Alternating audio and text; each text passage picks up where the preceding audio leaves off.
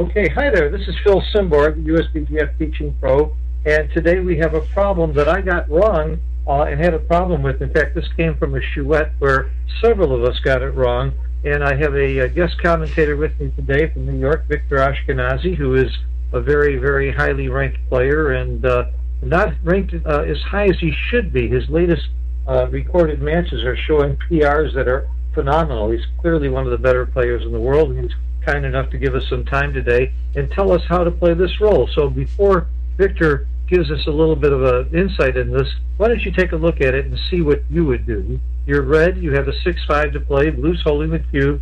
It's a money game or unlimited game. So I'll wait just a second and let's see what you would do here. What's your play? And then we'll see what Victor has to say. Okay, Victor, thank you very much for being here. Do you want me to show the rollout first, or do you want to discuss it first? I mean, you can show the rollout, and I can explain what I think about this position. Okay. Surprisingly, according to the rollout, you bring 2 checkers down and slot the 7 and 8 points. And I say surprisingly because it shocked most of us in the chouette. Victor, why is this the right play? I mean, first, it looks like, the right play looks very natural to me. It's just, with my style, and a few reasons why I would play this pretty quickly. And I'm actually surprised that the difference between first and any second play is not bigger. I mean, I would slot the bar and play 5 down also because the blue position is not that strong yet. It's 2-point board with blood on the deuce point. And we gave a cube already, so we'd like to red likes to consolidate advantage. So if try to play the most aggressive at this time, which the 2 checkers down is, that's exactly that play. Because if blue doesn't roll the 6, red pretty much gets decisive advantage in the game if they can make the bar.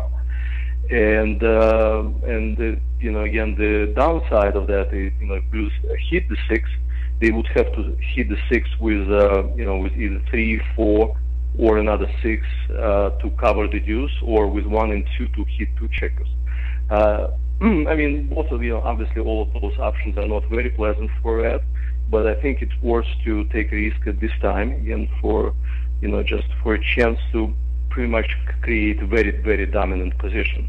And other options are just not very appealing, because what else can we do, right? We can slot the deuce point. That's probably very it's down the line, like play number 6. But it just doesn't give you too much. I mean, most of the players probably would be looking at leaving the anchor, because like I said, the blue doesn't have very strong position yet. They have 2-point board with a blood on the deuce point, but they have a lot of builders. There are a lot of checkers on the 8, 6, and 5 point that they can point on you. It's either if you go with 2 checkers, then you give blue a double shot from the middle point plus a 6-2 from the 24. Just a little too much, and again, the reward is not that big. Just the race is even.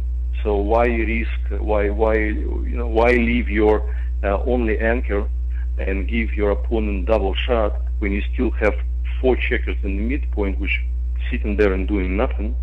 So it's much less risky to give him just a single shot on the bar point and see what happens next roll, and just consolidate your position.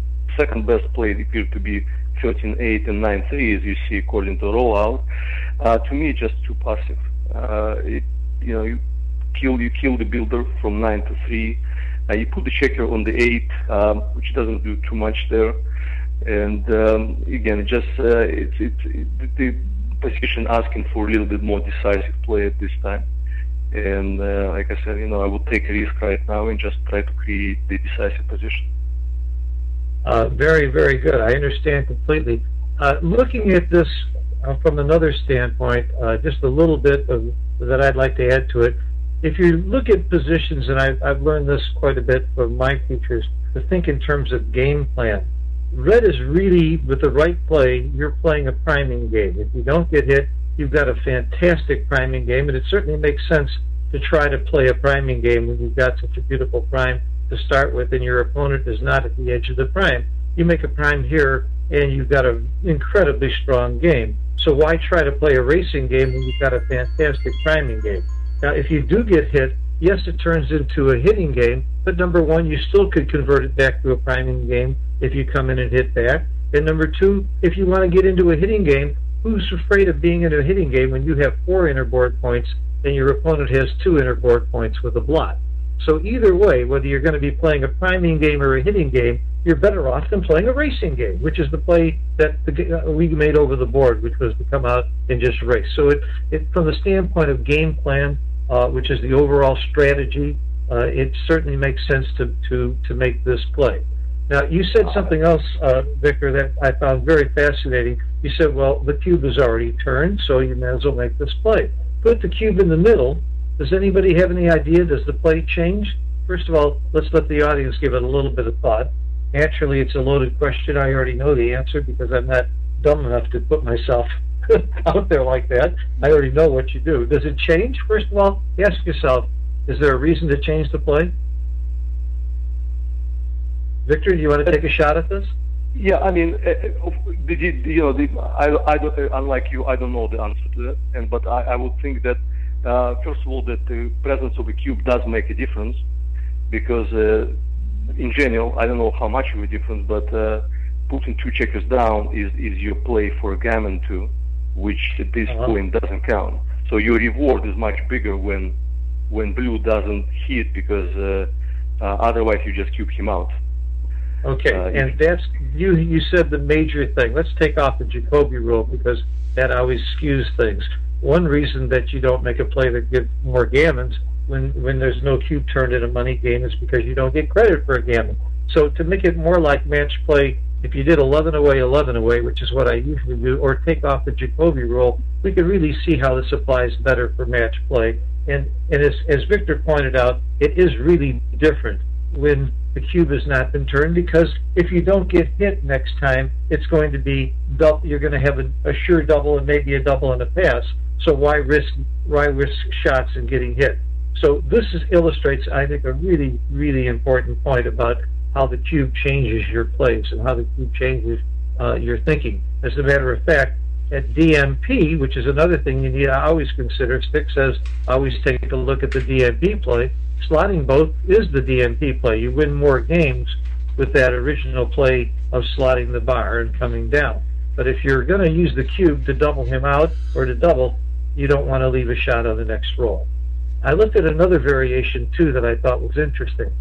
In the original position, if you recall, one of the reasons that I liked the Victor's play and the XG's play of slotting the bar was if you get hit, as Victor pointed out, he better hit you twice, or he better hit you with a number that covers, or else you're shooting at this blot.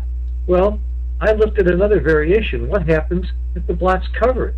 Would that change your play? Certainly, now it's a little bit riskier to slot the bar, because if you do get hit, he can hit you and he doesn't have to worry about covering. However, as you're about to see, even with the 2-point covered, it's the right play after the cube is turned, and that tells you why. And this is rolled out again. I don't roll these out quite as long because I'm just looking at variations. I roll this out 512 games, which is what I do for my short rollouts. And you can see that even if there is no 2-point, you would still make that point, that play. And if the 2-point was covered, let's see, the blot covered, now it goes to about a tie.